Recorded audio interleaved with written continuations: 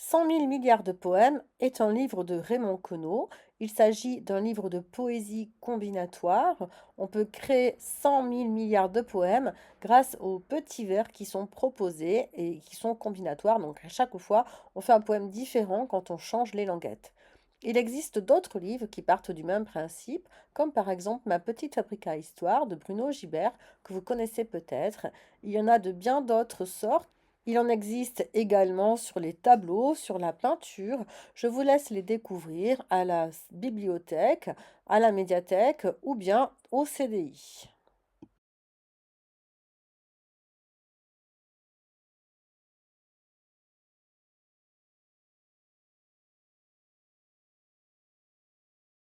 Voici le travail que je veux que vous réalisiez aujourd'hui.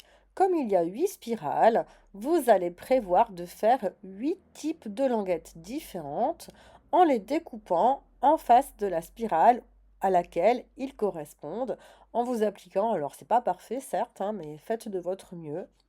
Ensuite, je veux que vous inventiez des phrases. D'abord une apostrophe, ensuite un groupe nominal, ensuite un complément du nom, ensuite un verbe, puis un COD et trois compléments circonstanciels puisque nous avons en tout 8 languettes. En face, vous rédigerez ce dont il s'agit en fonction de chaque languette. Les histoires que vous inventerez ensuite, les phrases que vous inventerez ensuite, seront en rapport avec la mythologie ou avec l'Antiquité.